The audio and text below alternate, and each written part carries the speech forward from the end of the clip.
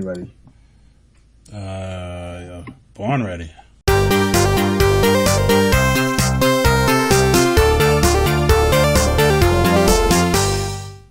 Ladies and gentlemen, this is the 8-bit generation. This is Steve with my host and co-host, or whatever he like to be called. I can't believe we're still doing this. I know, right? We're going strong. Yeah, you just hit me up out of nowhere because you fell off the face of the earth. So yeah, well, it's like the world just come back right around. I don't think anybody understands what you just said because I didn't even understand. Earth is round. You come back around. No, whatever you said before that, it doesn't matter. Let's just let's do this thing.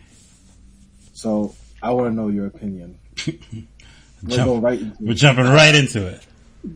About Sonic the Hedgehog. You just wanted to do this. That's all you wanted to talk about was this. Yeah, I figured that this is all you wanted to talk about. What's there to talk about? It's terrible. It might not be the worst movie, but the way the character looks, it's like if someone described the character to somebody that never seen it. And so then they just decided to say, okay, well, I think, blue hedgehog, green eyes, He doesn't have green eyes. He has green eyes. He has green eyes. I thought it was brown. No, that's green. Okay. That's green. He still looks hideous. It's not, to me, it's not hideous. It's just that doesn't look like what Sonic looks like. That just looks like they made a generic character and that, like if it would have been fine in any other movie. It's just that when you call that character Sonic and it looks like that, then, I feel like they really should have kind of went for like the Roger Rabbit kind of thing where he still kind of has his original look. Like you'll update it a little bit to make him look, palatable for like, moviegoers and, the budget that it's going to have. But, I don't think he needs to be changed. There's the problem is like that they have to make it somewhat realistic because he's in a realistic world. And it's the same. They did a much better job in the Pokemon thing that's coming out. But even when I look at them with hair and stuff, it's kind of scary looking to me. They look kind of, those things that aren't meant to be real and all of a sudden they're real now, to me, is it's a scary thing to look at, I think I'll never get over how they look. And I won't get over how Sonic looks. I thought...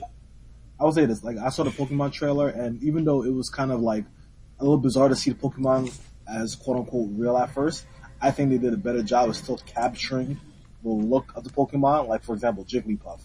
In the trailer, Jigglypuff looks like she's kind of furry.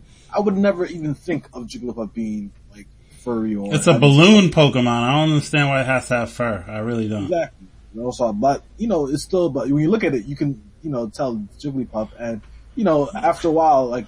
you can look at Sonic and it's Sonic. I don't know. There's not many other blue hedgehog characters. But it's just very ugly looking Sonic. He's ugly. He's hideous. Yeah, he's like human eyes and then, human teeth. And it's just like... So, yeah, the plot looks dumb. I will say the trailer. Yeah. I will say the one funny scene was at the end when someone's like, "Is that your child? Is that a child in the bag?" It's like, no, it's not. It's not my. It's a child, but not my child or whatever. Like, I thought that actually got a chuckle out of me. That got a chuckle out of you. The only thing I think that's maybe okay is Jim Carrey as Dr. Robotnik. I think he at least looks the part. I didn't think they would nail it. He's not fat like him, but in terms of maniacal whatever, he looks kind of like that. I think he's a little too Jim Carrey-y, which is why they got him. Sometimes he can overplay his roles. Exactly. That's exactly it. Any 90s Jim Carrey movie. When he has that kind of thing where it's like, it's not even a character, he's just Jim Carrey in a role, but it's still always Jim Carrey. Some actors are just playing a role and you don't even know it's the actor. Joe Pesci, but that's not him. Jim Carrey is Jim Carrey. If you're getting Jim Carrey, you're getting him for sure. You're getting Jim Carrey. He's gonna talk real fast. He's gonna he's gonna do stuff like that. A lot of ad-libs, a lot of crazy sounds and... Yeah, and facial, whatever. So yeah, that trailer. I mean, it's crazy. I've seen some people say like, "Oh yeah, they can't wait. It's gonna be lit." And in my head, I'm like, maybe they haven't seen Sonic since 1990 or whatever, whenever it first came I think out. they're probably betting on that, because a lot of little kids still play Sonic, but I think a lot of kids, people who grew up like us, grew up with Sonic. Maybe a lot of people, who probably still don't play the game or who don't rush out to buy like Sonic games, probably it's just gonna run on nostalgia, where they'd be like, oh, I remember Sonic. Wow, they're bringing them back or whatever. Because I feel like I've been hearing from a couple of people. A lot of people kind of like it. Some people like it. Of course, in the gaming community, people are just. I think because people like anything you show in front of them. Sometimes they don't. Sometimes, gaming nerds and stuff. Like we're a little bit more particular. Of course, if something doesn't look exactly how we think it should look, we'll downvote it and excommunicate it. But you see, it's funny. I think kind of going back to Pokemon. I think Pokemon has like a different. It's like a little bit different because even though it's not like the movie's not about like any chasing of the badge or any tournament, I think it presents a fun concept that makes it fun to watch. So, I don't know what Pokemon is going to be like, but the fact that they just kind of like start off their first live action movie with something totally different, and so you're actually going to go see this? What, Pokemon? Yeah, I think I will. Yeah, oh. Pokemon looks interesting. I'm definitely not going to go see that. The only thing I'm not happy with about Pokemon is Ryan Reynolds' voice. I just feel like you hear it so much with like Deadpool, and then now he's doing Pikachu. Is kind of like kind of tired of it at this point. But hey, if the movie's good, I'll give it a pass. Because he's in Deadpool, and now you're tired of hearing his voice. I mean, he's so associated with the character in Deadpool. Deadpool 1, Deadpool 2. So he just can't do anything else, huh? He could do something else, but I just feel like voicing another character in the same kind of tone, Ryan Reynolds kind of tone, it's kind of like, all right, I think I've had my full. Me personally. All right. I actually liked what fans kind of suggested was like a rougher voice, kind of like Danny DeVito's or something like that. I thought. That's what they suggested, Danny DeVito. Okay.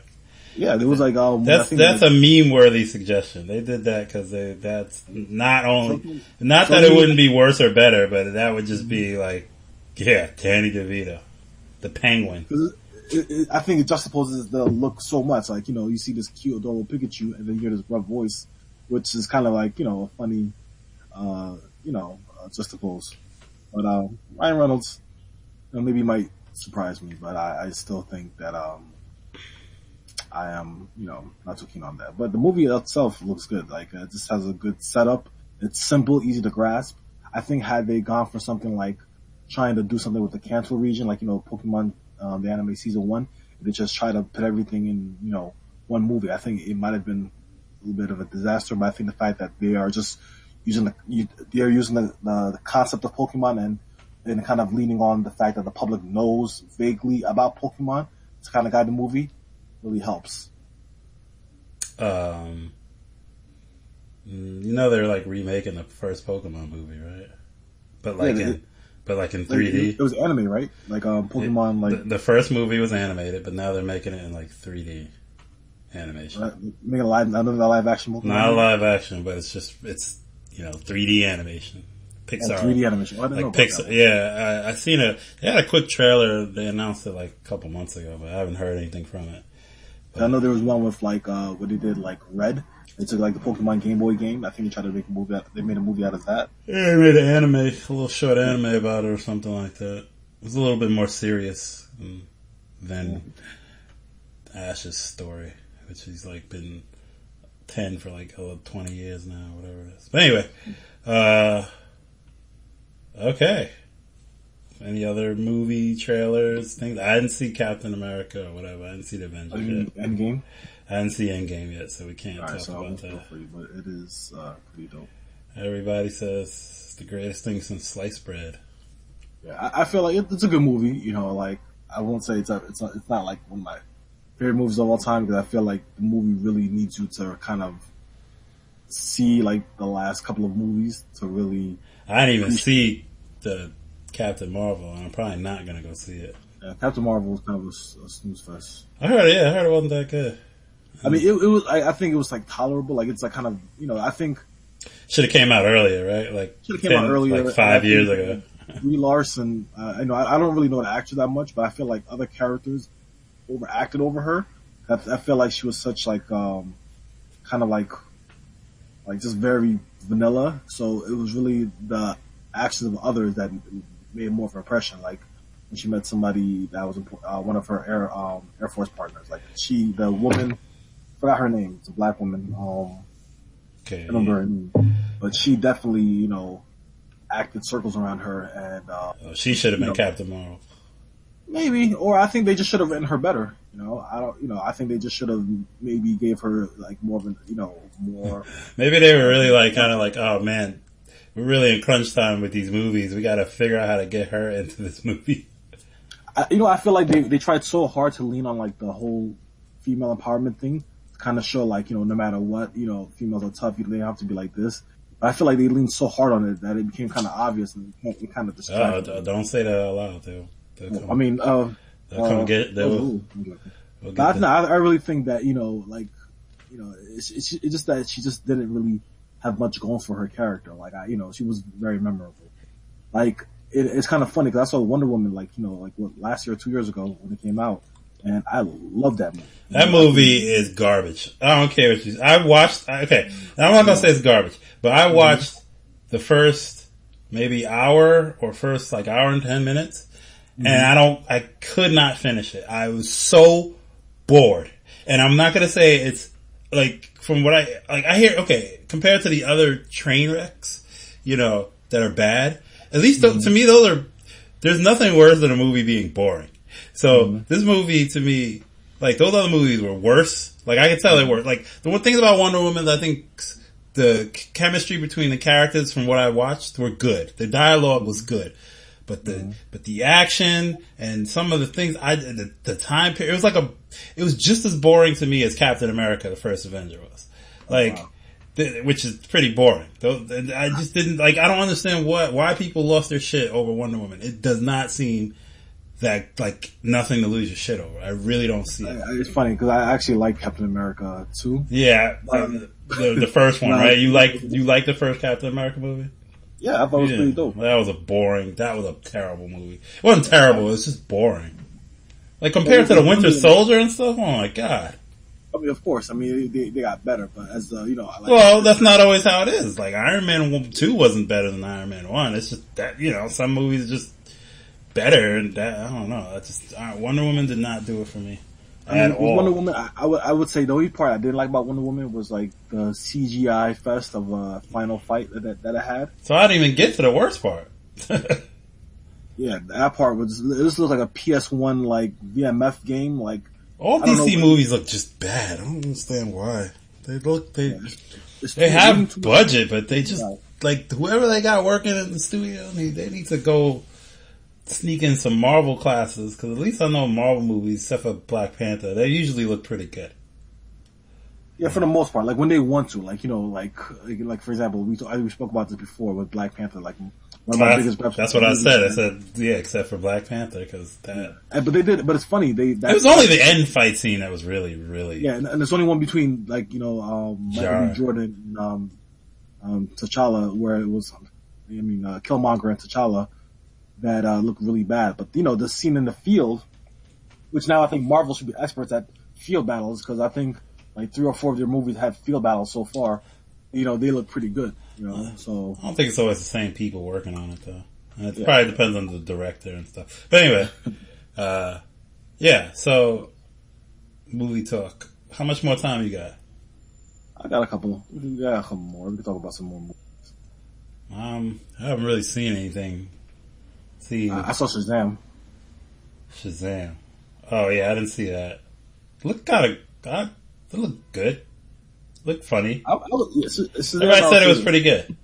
I heard it was actually better than I thought it was going to be, and I think the ending was surprisingly really good.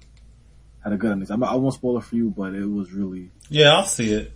I'd rather see that than Captain Marvel, even though that was definitely way better than Captain Marvel. Like I was like Shazam was still good. And I was actually. It's kind of funny they have two Captain Marvel character movies that come out at the same time. It's kind of like, but I think for the public, that's like a lot of people won't realize. Kind of universe, yeah, because a lot of people probably don't know that Shazam is also Captain Marvel, I guess, but whatever. Yeah, I feel like the last time I saw a movie, I feel like we talked about it, but maybe we didn't. I saw Alita Battle Angel. Yeah, so then we did. That was the last movie I seen in theaters. You're not I also saw Dragon Ball Z. I don't know if we're talking about that. What, Dragon Ball Super? Dragon Ball Super. Dragon Ball Super. Yeah, I saw that. I didn't see it in theaters, but I definitely seen it. Okay. It was actually pretty dope. Like, it's really good. I'm not trying to be negative, man. It's like, yeah, it's exactly what you would want as a fan, right? Like, it's, out of all the new movies that came out, I wouldn't call it the best, but, it definitely looks the best. There's no, and you know what, that's kind of cool, is they barely, unless it's like one of those Studio Ghibli movies, you don't get animated movies anymore like that, right? Everything's 3D now, because it's just easier to do. So the fact that this movie was just all animated, gorgeous, like, more movies would probably look that good if they did animation nowadays, because of how, technology or whatever, it's just probably easier to do. But yeah, that movie looks really good. It's a Dragon Ball movie. They did good with the new character Broly, making him relatable or humanizing him a little bit. But it's still, and I like Dragon Ball. You know that. I love Dragon Ball. Oh yeah. But I feel like the movie definitely, like, between now and the movie, it's like besides introducing Broly, it really didn't, and it did fill us in on some past events, I guess, but it didn't really leave a mark on the series. Like, it didn't change anything that much. Whereas, like, the end of what was the first Battle of Gods introduced a whole new universe, right? And whole new the gods and this, so it expanded the world. And this movie doesn't really expand the lore, but that doesn't make it bad or anything. It's still like, 9 out of 10. I just wish it could have maybe expanded the lore a little bit. Like, give us something to look forward to. Even, and it could have did something simple at the end. Broly going with Frieza, something, that just... Maybe they didn't want to shake up the status quo too much, Well, they just left it there, so they said, okay, well, now we have this character that we can bring in at some point later, which is what they're gonna do. So, but it was good. It was funny. It was a lot funnier than I thought it would be. Sometimes anime funniness, even Dragon Ball doesn't land, but this was actually really pretty humorous throughout. But overall, it's just such a visual treat. Like, it was, and it was much better than Resurrection F, which I think was. I didn't see Resurrection F. It's not. It's nicely animated too. Not as good, but it's not good. It's literally. It's like a Goku versus Frieza battle that has none of the emotion or impact that the original did. It's literally a grudge match that's it. And the first match had so much more stakes, so much more like you didn't know what was going to happen. The transformation in this one in Resurrection F, that's when you first see Super Saiyan Blue. It's just there. It's not like you don't see how he got it or anything. He just does it. Yeah, so he just does it. Like, and you're like, oh, it looks cool. The way he do it looks great. But then, he does it and then he's just stronger. And then, and some bad decisions, what they did with Vegeta and stuff was just stupid.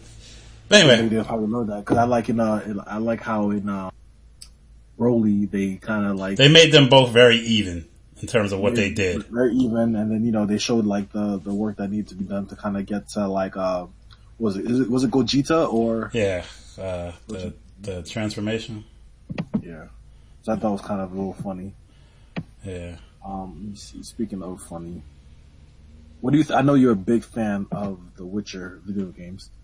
What do you think? What's your opinion on like the Netflix series? I don't know if it's a Netflix movie or a series. Well, Henry Cavill's doing it, and he's everybody's Superman. I think Netflix has a pretty good track record. They not 100%. Some of the things are bad, like Death Note and all this other stuff. Sometimes they fuck up things, but I think sometimes they, I have no reason to be not optimistic about it.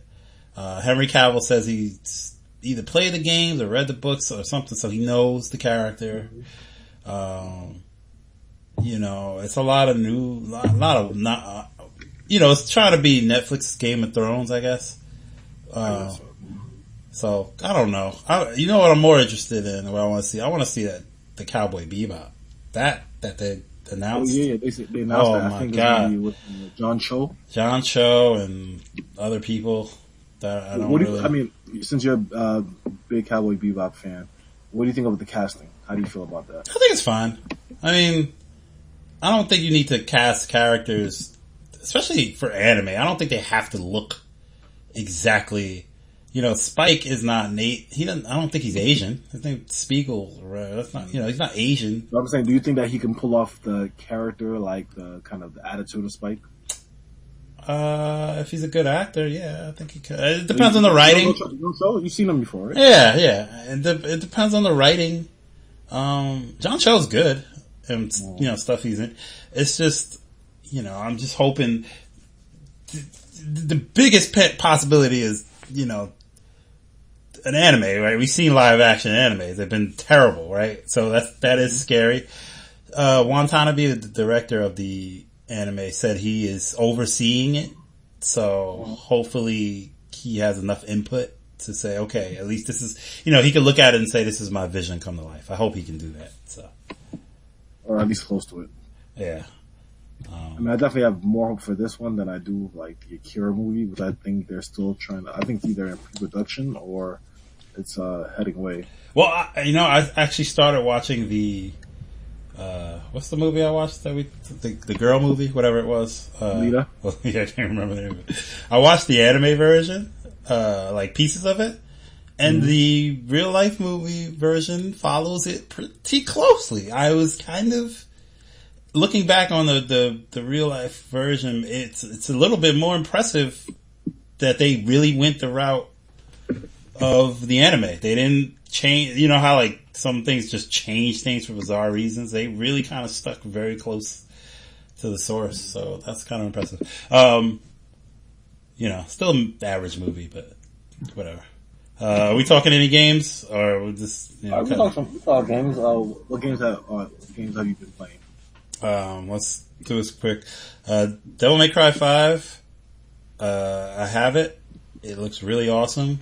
It plays really awesome. I just haven't gotten too far in it. I've only played like 4 stages. I just got to the new character. Everybody, it's got like 9 out of 10s everywhere. It seems, it's exactly what you expect. It's cool. I still like DMC. People didn't like that, but I thought it was fine. And this seems to be the real deal follow up though. Like the real, and they know what they're doing. The game looks gorgeous. That Resident Evil 2 engine that they're using, it looks really nice. So I played that. Play a little Dragon Quest, not gonna get into that. I will get into my worst game I've been playing, but, so Crackdown 3. You played Crackdown 3? Was it for free? So basically, yeah, they had the Xbox Games Pass for like $1, and one of the games, and you get $1 for 3 months. So one of the games on PC, you get like, they have some Xbox Play Anywhere games. Not all of them, but they have a few. And one of them was Crackdown. So I was like, alright, $1, I can play this. And so I hadn't played the original Crackdowns, but I feel like this game is exactly like those. I feel like, it feels like a game that came out in 2006. Like, it's funny. Like I played the original Crackdown, but I didn't. Xbox was giving Wait, say that again? Hold on, give me 1 second. Well, anyway. Yeah, I played the original Crackdown, and it's one of those games. I mean, it came out a long time ago. It's one of those games that, for its time. It's just a fun, time waster. Like, You were playing it recently though, the original one. I feel like recently. Nah, I mean, I don't think so. No, I'm saying you were playing it recently because you're talking about not recently. Last time I played was a couple of years ago. Okay, but you kind of get the gist of it. It's like how far did you play? I played a couple hours. I don't know how far I got, but I know I use power. You just do missions, power up your cop avatar, and to the point where you can do different stuff. Like you get different abilities. Like you start to pick up cars. You can jump with the cars. Mm-hmm. It's pretty. I think I think the same people who made Hulk Ultimate Destruction. I think they worked on that, right? I don't know. Maybe. Yeah, I believe so. Because now that I'm thinking about it, it feels very similar. Okay. In a way. So Crackdown 3, which is the latest and greatest Crackdown, got reviewed, pooped on basically, like 5s, 4s, not good. I didn't try the multiplayer, but I just said whatever, I'm gonna try it. And the first time I played it for like 40 minutes and said I'm never playing this again, right? Like I just didn't care. Like I didn't get really too many power ups or whatever. The game looks awful, and I'm running it on my PC at max settings, and I have a good PC.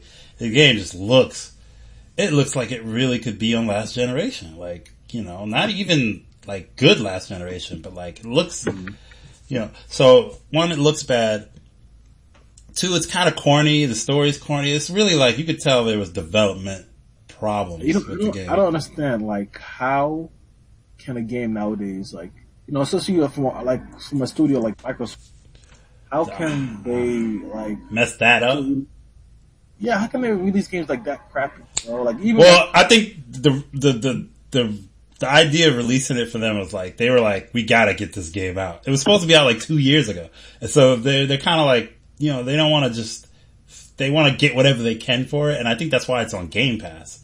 You know what I mean? Like they were just like, just get it out the door. We'll just get it out. It's been our E3 game. It's been a meme since it was first announced because of how it looks, and just get it out. And I think that's what they did. I didn't play the other 2 Crackdowns, so whatever it is, I got hooked on this game. You see, it's like the shooting and killing and there's something about getting stronger and just jumping around the town. So I was playing it, and then I'm kind of like, I'll just tackle this mission now. And, I got this new weapon. Let me try it out. I got this new power. Now I can lift this. Now I can jump really, like, there's something fun about just being really strong. And I guess that's what was appealing about Spider-Man games and swinging. Just jumping around and grabbing these little things that give you more ability to jump. It's a good game to play like on a rainy weekend. It just feels like a human, like a craving. Like it's just, let me just do this. And the whole time I'm playing, I'm like, this game's not that good, but it's not the worst thing I've played. And I've put more time into it than I ever imagined I would. And I kind of plan on maybe finishing it. I'll tell you this, it doesn't seem like a long game. I don't know how, maybe I've been playing it a lot, but I feel like it's a 10-hour game. I don't feel like it's that long. That's the question. How much Terry Crews isn't there? So, there's a lot of Terry Crews. He's kind of the guy talking over you the whole time. Not really the whole time, actually. But he talks over you in the beginning, and then you basically play as him.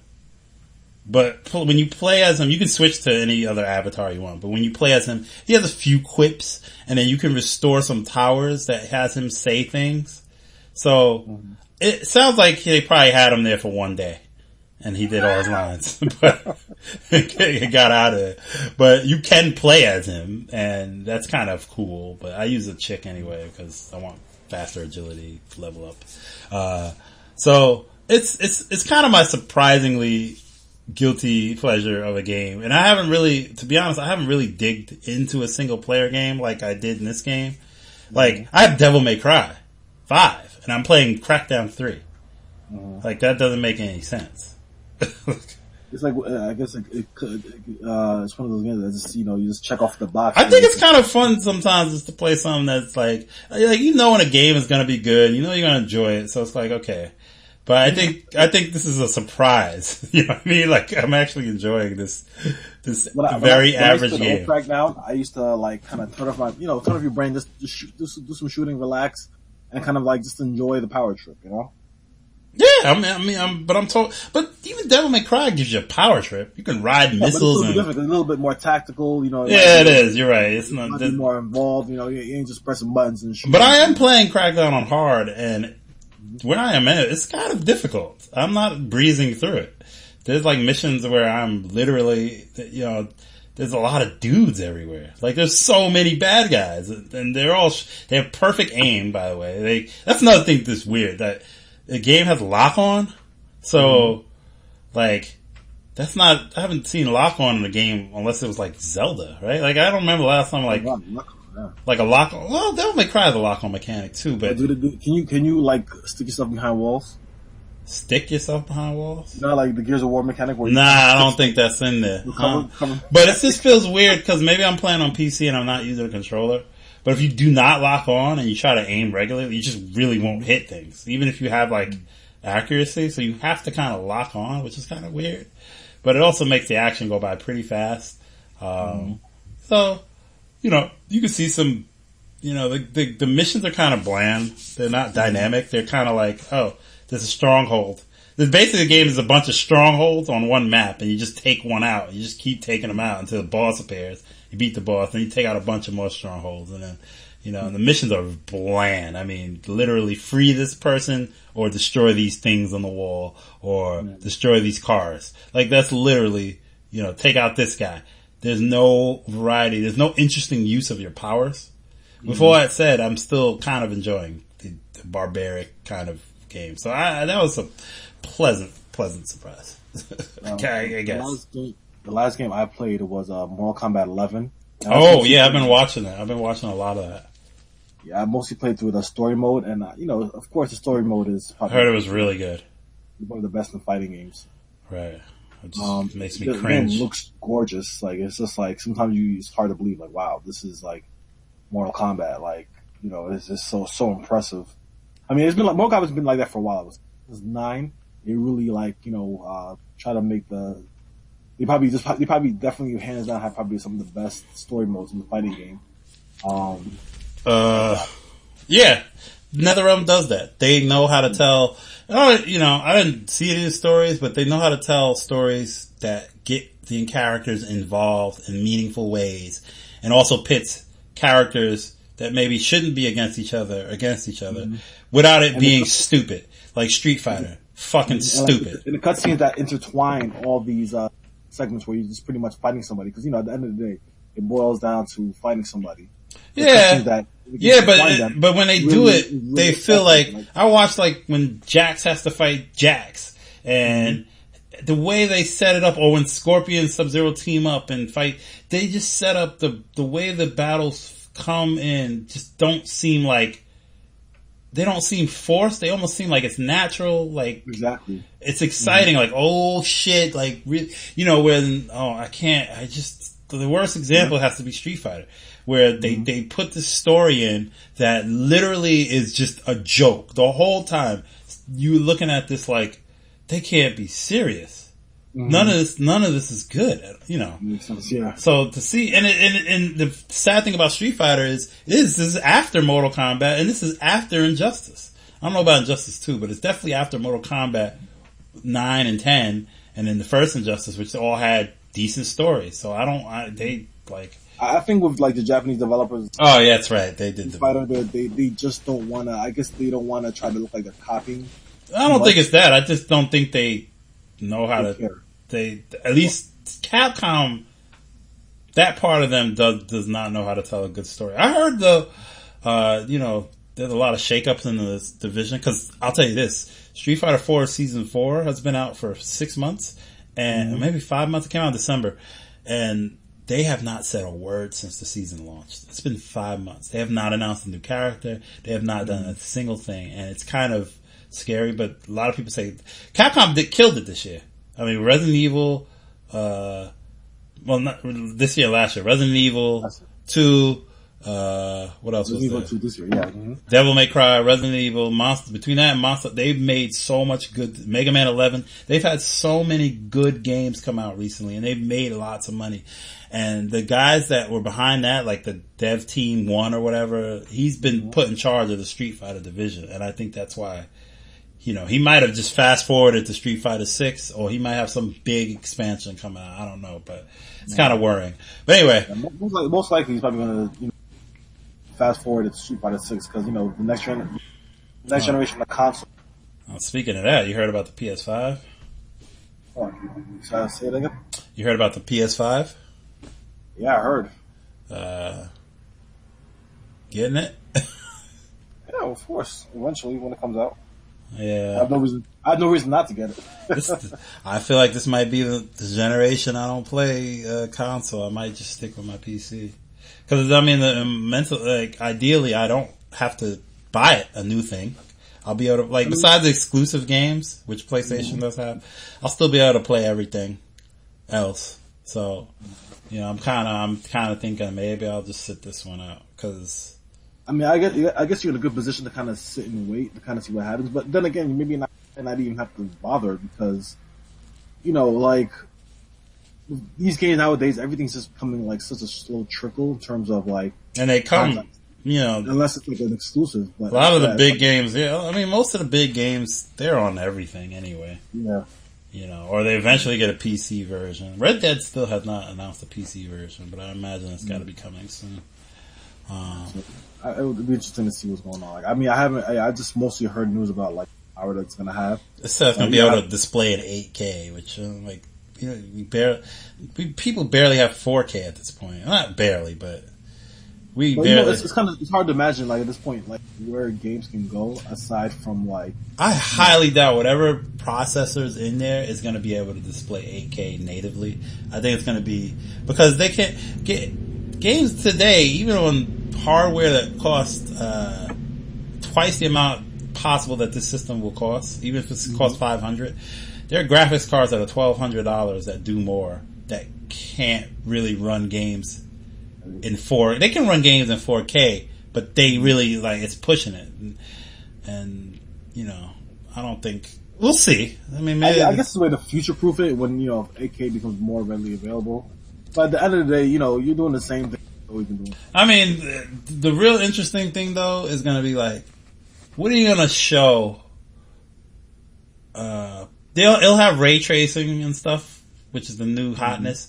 But what are you going to really show that's going to make people lose their shit? Because I don't think you can do that. Right, because graphics aren't at the point to me. Like, because even these latest computer cards, the biggest thing is that there's the ray tracing feature, which is the way light reflects. So it has a way of reflecting shadows more realistically. So that is the selling point. So we've gone from realism, the peak. I mean, we're getting so close. No, I think there's a limit to how graphic the fidelity is going to get. Right, it can't go past realism. Right, it's going to always hit the realism point, and you can tell by even the jump from PS3 to PS4 is not the jump from PS1 to PS2. Of course not. So now the jumps are getting smaller. The systems are much more powerful. But that power doesn't really equate, it might equate to maybe a more expansive game world with AI that can do things that couldn't. But that's, but in terms of looking at something and saying, this is a PS5 game, and I bet you a lot of people will be like, this could have been on PS4 That's why the way I look at it, I feel like they should really try to keep these generations to be a little bit longer. So that way, I mean, I don't know. I think the last generation was perfect the way it was elongated, and I think that's mostly because they tried to extend it with peripherals and things like that to catch up with the Wii success and things like that. But I think that it was almost 10 years in a way, 9 years for the last generation. Yeah, I think that every generation should at least have that. The fact that now it's going to be 5 years and we're about to put a kibosh. When did PS4 came out? When 2014, didn't it? It was that? 2014, I guess? No, 2014 or 2015. Let me ask Siri. When did PlayStation 4 come out? PlayStation 4 was published November 15th, 2013. Oh, 2013. Yeah. Damn. Oh, wow. Yeah. Yeah, correct. Oh, excuse me. So, yeah, it's already like... So 6 years. Alright, so... But it still kind of does feel a little fresh. It feels like... But I just feel like, you know what's crazy? I feel like other generations... I mean, maybe... I did get mine in 2014, though. I did get mine a little later. I think with... so I felt like generation prior to that, there's been so many games coming out that, you know, you always felt like there was always something...